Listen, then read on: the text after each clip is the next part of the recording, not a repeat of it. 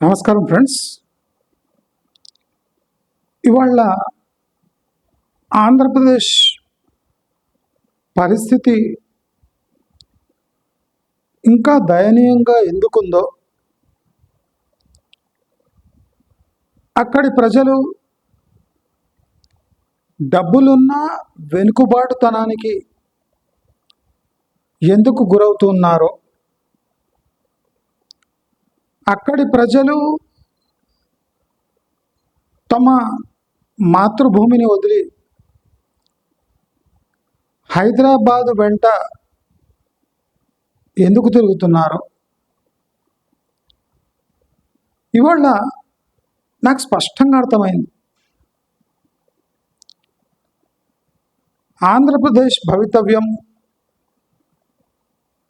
లేదా దాని కిస్మత్ అంటారు కదా, అదృష్టం అంత తొందరగా మారదు అని నాకు ఇవాళ బలంగా అనిపించింది. మనం ఆంధ్రప్రదేశ్ ప్రజలు చాలా చైతన్యవంతులు. హైదరాబాదులో బాగా స్థిరపడ్డారు. తమ సంక్షేమం తాము చూసుకోగలరు.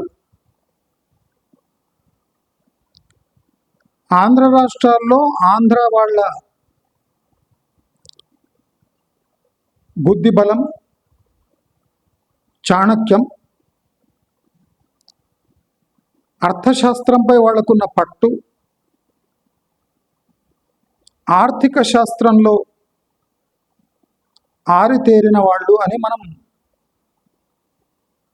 ఎప్పుడూ అనుకుంటూ ఉంటాం. కానీ ప్రపంచీకరణ అయి సిటీస్ గ్రో అవుతూ ఉంటే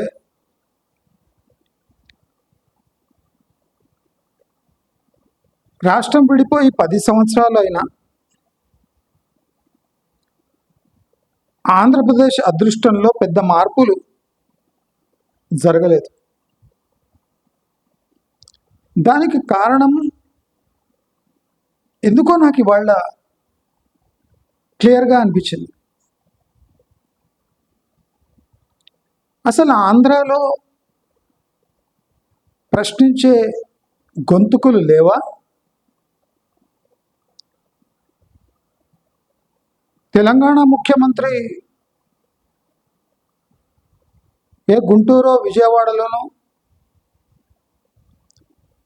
అట్లీస్ట్ సమ్మర్ క్యాంప్ కార్యాలయం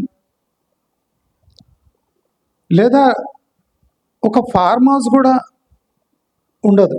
తెలంగాణ వాళ్లకు ఓ వైజాగ్లోనో, మచిలీపట్నంలో, విజయవాడలోనో లేదా గుంటూరులోనో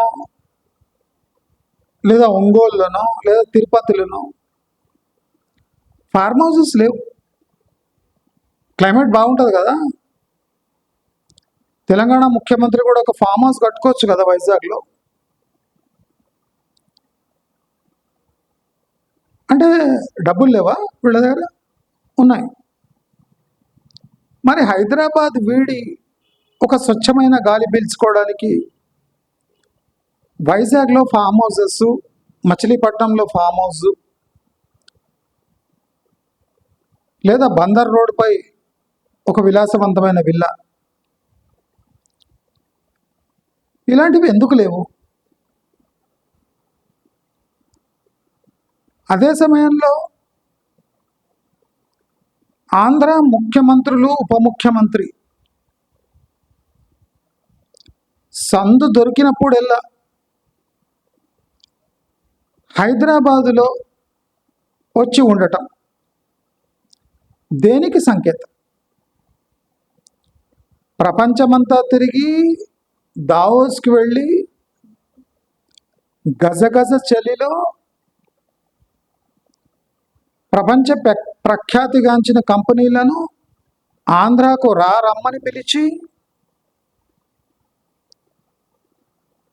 1,50,000 కోట్ల పెట్టుబడి, 50,000 కోట్ల పెట్టుబడి, వేల కోట్ల పెట్టుబడులు తెస్తున్నాము, ఆంధ్ర వాళ్ళ జీవితాలు మార్చేస్తామని పెద్ద పెద్ద నీతులు పలికే ముఖ్యమంత్రి, ఉప ముఖ్యమంత్రి హైదరాబాదులో ఎందుకు సేద తీరుతున్నారు? ఆంధ్రాలో ఎందుకు సేద తీరలేకపోతున్నారు?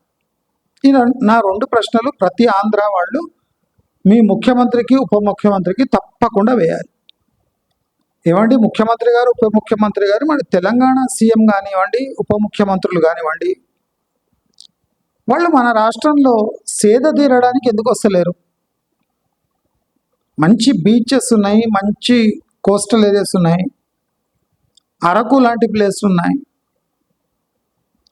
మరి అక్కడ ముఖ్యమంత్రులు, ఉప ముఖ్యమంత్రులు మన దగ్గర ఒక ఫామ్ హౌస్ లేదా ఒక భవంతి ఎందుకు కట్టుకుంటలేరు? మీరు కట్టనిస్తలేరా లేదా వాళ్ళే వస్తలేరా? మరి ఆంధ్ర వాళ్ళ ఓట్ల కోసం అహర్నిశలు ప్రయత్నించి కోట్లు ఖర్చు పెట్టి ఆంధ్ర పాలిటిక్స్లో తమ మార్కు వేసుకున్న ముఖ్యమంత్రులు, ఉప ముఖ్యమంత్రులు మరి అక్కడ నిలకడగా ఎందుకు ఉండలేకపోతున్నారు? మీ ఆత్మలు ఇంకా హైదరాబాదులో ఏం చేస్తున్నాయి? ప్రతి కలెక్టర్ మీటింగ్లో కలెక్టర్లకు దిశానిర్దేశం చేసేవాళ్ళు పట్టుమని 10 రోజులు నిలకడగా ఆంధ్రాలో ఎందుకు ఉండలేకపోతున్నారు? నా మొదటి ప్రశ్న. మీ ఆనవాళ్ళన్నీ హైదరాబాద్లో ఉంటే, మీ ఆత్మలు హైదరాబాద్ చుట్టూ సంచరిస్తూ ఉంటే, మరి ఆంధ్ర వాళ్ళ ఓట్లకు విలువేముంది?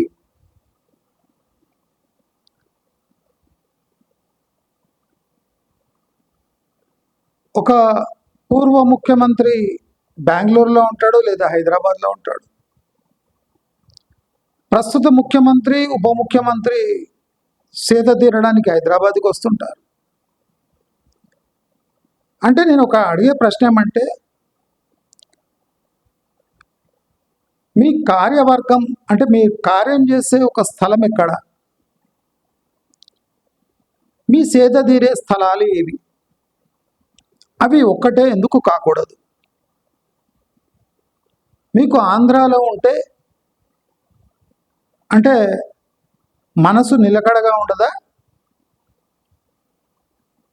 ఆంధ్రాలో సేద తీరే స్థానాలు లేవా? మీకు విజయవాడ, అమరావతిలో అంత టెన్షన్ అనిపిస్తే మరి విశాఖ దిక్కు అరకు లోయలో సేద తీరొచ్చు కదా? మరి ఎందుకు తీరలేకపోతున్నారు? మళ్ళీ మళ్ళీ హైదరాబాద్కి రావాల్సిన అవసరం ఏముంది?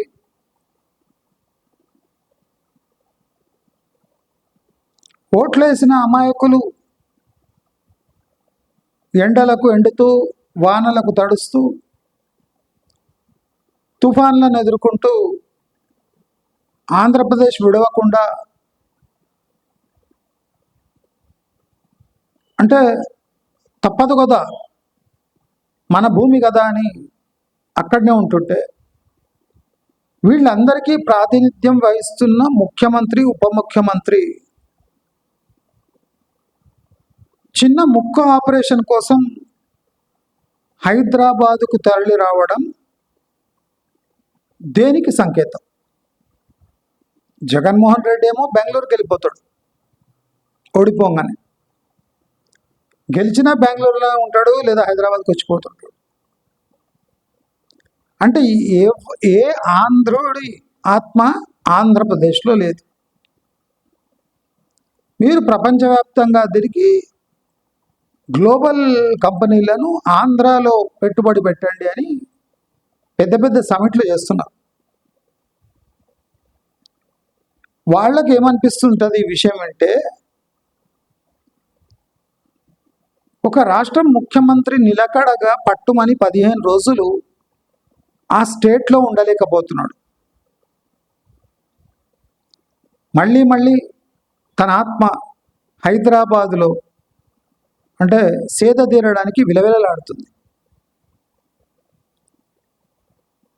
ఒక ముఖ్యమంత్రి, ఉప ముఖ్యమంత్రి, ఒక ఫ్యామిలీ ఆంధ్రాలో ఉండడానికి అయిష్టంగా ఉన్నారు. నేను చెప్తున్నా, మీరు ఎవరైనా ఈ స్పీచ్ ఉంటే నాకు వైజాగ్లోనో లేదా విజయవాడలోనో మంచి ప్లాట్ అలొకేట్ చేసి చెప్పండి, నేను హైదరాబాద్ నుంచి అక్కడనే షిఫ్ట్ అయిపోతా, నేను మళ్ళీ హైదరాబాద్కి రాను. ఇది ప్రామిస్. ఆంధ్రాలో ఏం తక్కువైంది? రాజకీయంగా బలపడ్డాక మీకున్న బాధలేమి? మీరేమో అక్కడ, మీ ఫ్యామిలీస్ ఇక్కడ. మీరు రెండు వైపులా లాభపడే రాజకీయవేత్తలు అయి ఉండి ప్రజలకు నీతులు ఎందుకు చెప్పాలి? మీలోనే నీతి కరువైనప్పుడు, ఆంధ్రప్రదేశ్ పట్ల నిష్ఠ కరువైనప్పుడు మీరు కలెక్టర్ మీటింగ్లు, ఆ మీటింగ్లు, ఈ మీటింగ్లు పెట్టి పెద్ద పెద్ద నీతి వాక్యాలు ఎందుకు చెప్పాలి?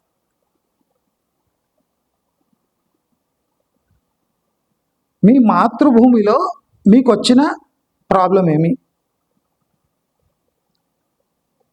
వాళ్ళు మళ్ళీ మళ్ళీ హైదరాబాద్కి వస్తుంటే, ఇక్కడనే ఉంటుంటే, అంటే వాళ్ళు లేకపోతే ఆంధ్ర ప్రజలకు ప్రశాంతంగా ఉందా?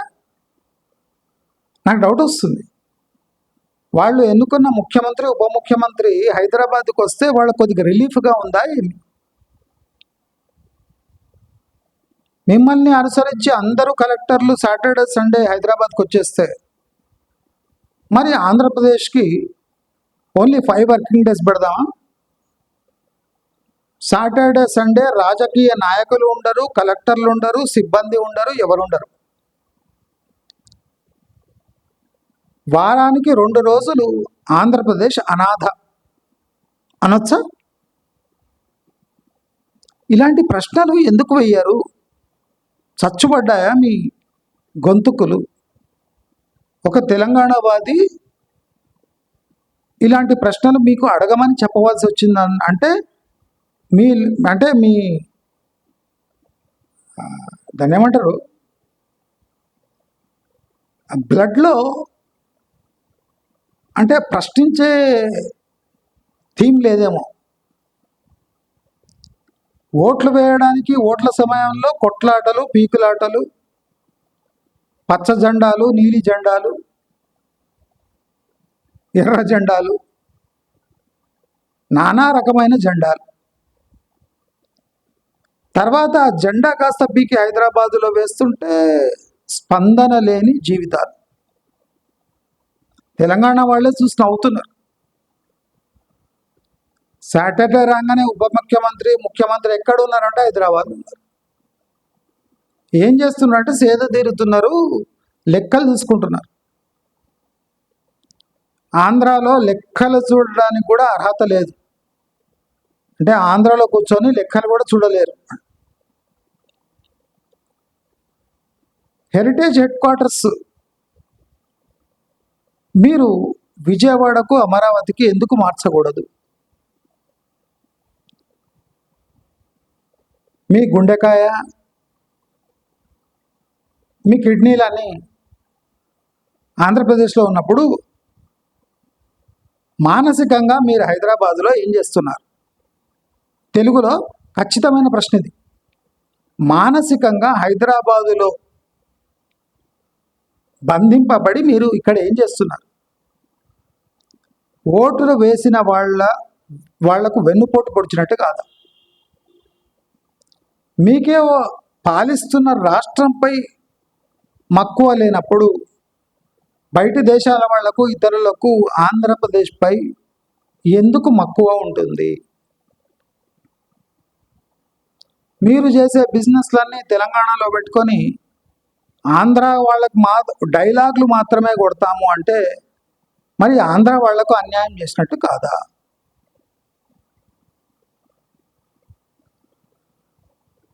పవన్ కళ్యాణ్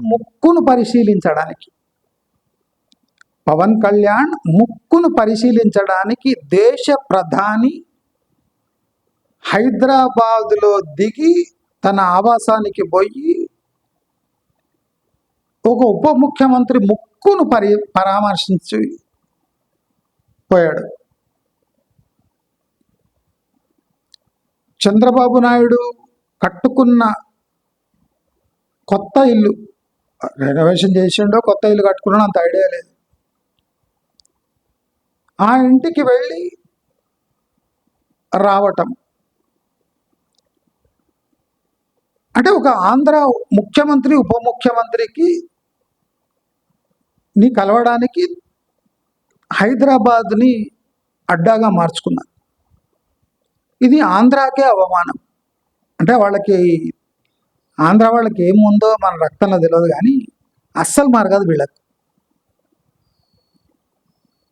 మీ రాష్ట్ర ముఖ్యమంత్రి ఉప ముఖ్యమంత్రిని కలవడానికి ఒక దేశ ప్రధాని హైదరాబాద్ని ఎంచుకున్నాడు. అది మీ పరిస్థితి. మరి ఆంధ్ర వాళ్ళ తప్పెట్లయితుంది? మనం ఒకసారి అనుకుంటాం సంక్రాంతికి హైదరాబాద్ కాలవుతుంది. ప్రాక్టికలీ తెలంగాణలో ఉండే ఆంధ్ర వాళ్ళు చాలా నీతిమంతులు. నన్ను అడగమంటే సర్టిఫికేట్ ఏమంటే తెలంగాణలో ఉండే ఆంధ్ర వాళ్ళు పరమ నీతివంతులు. వాళ్ళ కాళ్ళు మొక్కాలి, వాళ్ళని సన్మానించాలి. ఎందుకని? సంవత్సరంలో సంక్రాంతికి మాత్రమే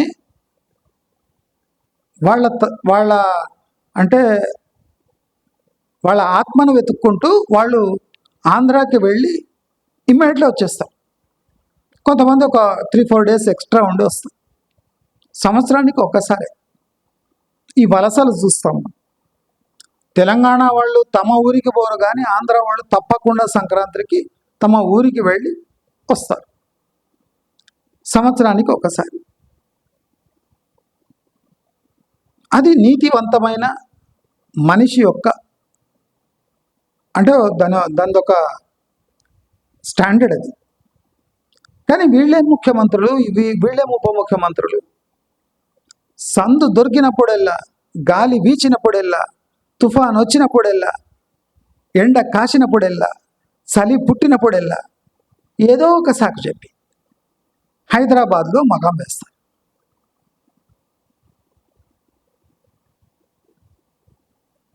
ఆంధ్ర వాళ్ళు ఇక్కడ ఓటు వేసిన వాళ్ళు అబ్జర్వ్ చేసి ఉంటారు. ఇక్కడ ముఖ్యమంత్రులు ఎక్కడ కాదు, ఎండ వాన ఏమొచ్చినా హైదరాబాద్లోనే ఉంటారు. ఎక్కువైతే జిల్లా కేంద్రాలకు పోయిస్తారు.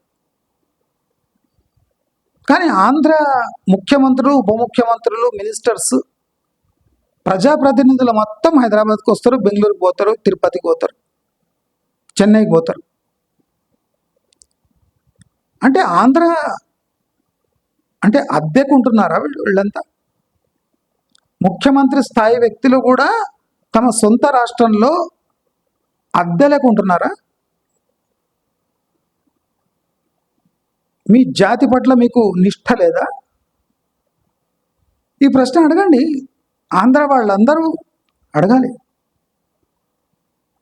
ఏమండి, ఒక ప్రధానమంత్రి మీ సొంత ఇండ్లకు మీ రాష్ట్రంలో రాకుండా ఇతర రాష్ట్రాల్లో మీ ఇంటికి వచ్చిపోతున్నాడు, ఇదేం కథ, ఇదేం దౌర్భాగ్యం మా రాష్ట్రంది అని అడగొద్దా?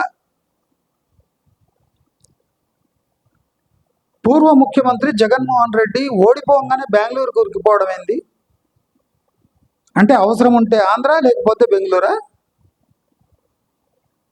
పాలించడానికి ఆంధ్ర, ఓడిపోతే బెంగళూరా? ఈ దౌర్భాగ్యమైంది, ఆంధ్ర దౌర్భాగ్యమైంది అని అందరూ అడగొద్దా? నేను చెప్పాలనా మీకు? అందుకోసమే ఆంధ్రప్రదేశ్ డెవలప్ కాదని చెప్తున్నాను. ఎప్పుడు ఆంధ్ర వాళ్ళకే వాళ్ళ రాష్ట్రం పట్ల నిష్ఠ లేదో, ఒక పట్టుదల లేదో, ఆత్మ అక్కడ వాళ్ళది స్థిరంగా ఉండలేదో ఆ ఆంధ్రప్రదేశ్ ఎన్నేళ్ళైనా ఇలాగే ఉంటుంది. మీకు విదేశాలకు పోయి పెట్టుబడులు ఆకర్షించి వాళ్ళని ఇక్కడనే పెట్టుబడులు పెట్టండి అనే హక్కు లేదు మీకు. పెట్టుబడులన్నీ ఆంధ్రాకు వస్తుంటే మీరు హైదరాబాద్లో కూర్చొని ఏం చేస్తున్నారు? పెట్టుబడులు ప్రపంచవ్యాప్తంగా ఆంధ్రాలో వస్తుంటే హైదరాబాద్లో మీకేం పని? మీకు తీరిక ఉండకూడదు. మీకు ఎంత తీరిక ఉందంటే సాటర్డే సండే వచ్చి హైదరాబాద్లో మకాం వేసి లెక్కలు అన్నీ చూసుకొని మళ్ళీ బిజినెస్ కోసం మళ్ళీ మీరు ఆంధ్రాకు వెళ్తున్నారు. ఎప్పుడు తిట్టుకునే తెలంగాణలో రాజకీయవేత్తలు, రాజకీయ వాదులు, ముఖ్యమంత్రులు, మినిస్టర్స్ ఆంధ్ర వాళ్ళకన్నా 100 రెట్లు బెటర్ నా ప్రకారం. ఎలాంటి వర్షం వచ్చినా, ఇలాంటి ఆపద వచ్చినా వాళ్ళు హైదరాబాద్ని విడిచిపోరు, జిల్లా కేంద్రాలను విడిచిపోరు. వాళ్ళు అంత నీతి తెలంగాణ వాళ్ళకు ఉంది. వాళ్ళు ఎట్లా భాష ఎట్లున్నా ఏమున్నా, కేసీఆర్ దగ్గర ఎన్ని డబ్బులున్నా ఆయన ఆంధ్రాలో రిసార్ట్ కట్టుకొని పోయి వస్తలేరు. ఆయన ప్రాపర్ తెలంగాణలో ఉన్నాడు. రేవంత్ రెడ్డి సేద తీరడానికి వైజాగ్ పోతలేడు. కానీ మీ ముఖ్యమంత్రులు, ఉప ముఖ్యమంత్రులు పెడిక్యూర్, మ్యానిక్యూర్ కోసం కూడా హైదరాబాద్కి వచ్చి పోతారు. వాళ్ళ ఫ్యామిలీని వదిలి ఉండగలరు కానీ హైదరాబాద్ని వదిలి ఉండలేరు. వీళ్లకు ఆంధ్ర ప్రజల పట్ల ఉన్న నిష్ఠ దీంతోనే తెలుస్తుంది. కాబట్టి నేను చెప్పేది ఒకటే, ఆంధ్రప్రదేశ్ ప్రజలు ప్రశ్నించడం నేర్చుకోండి. లేకపోతే ఈ పెట్టుబడులు ఇవన్నీ మీకు అర్థం చేపించలేకపోతున్నాను నేను. దౌర్భాగ్యం ఏమంటే ఒక తెలంగాణవాది చెప్పింది మీరు నోరు మూసుకొని వెళ్ళాల్సి వస్తుంది, తల కిందేసుకొని. తల ఎత్తలేరు మీరు. నేను వేసిన ప్రశ్నలకు మీరు తల ఎత్తలేరు, ఎత్తకూడదు కూడా. ఎత్తినరు అంటే మీలో కూడా నీతి నశించింది అని అర్థం. కాబట్టి అందరూ తప్పకుండా మీ ముఖ్యమంత్రిని, ఉప ముఖ్యమంత్రిని, వాళ్ళ ఫ్యామిలీస్ని ఆంధ్రాలో మీరు ఇల్లు కట్టుకొని పర్మనెంట్గా ఉండిపోండి. మాపై నిష్ట ఉంటే మీరు ఆంధ్రాలోనే మీ పిల్లల్ని చదివించండి. హెరిటేజ్ ఫుడ్స్ని ఆంధ్రాకు షిఫ్ట్ చేసుకోండి. సినిమా ఇండస్ట్రీని ఆంధ్రాకు రప్పియండి. మినిస్టర్స్ అందరికీ ఒక విప్ జారీ చేసి లేదా ఒక మెమో జారీ చేసి మీరు తరచుగా హైదరాబాద్కు పోవడం మానేయండి అని ఒక సర్క్యులర్ జారీ చేయండి. ప్రజలు మీకోసం ఓట్లేసిన ప్రజలు జిల్లాలలో, ఆంధ్రాలో ఉంటే మీరు హైదరాబాద్లో ఏం చేయడానికి పోతున్నారని ఒక నోటీస్ జారీ చేయండి. అప్పుడే ఆంధ్రప్రదేశ్లో సమూలమైన మార్పులు వస్తాయి అని గట్టిగా నమ్ముతున్నా. ఈ సజెషన్ ఫాలో అయ్యిందంటే ఆంధ్రప్రదేశ్ పక్కాగా డెవలప్ అవుతుంది. 100% నాకు కాన్ఫిడెన్స్ ఉంది అని తెలియజేసుకుంటూ నమస్కారం.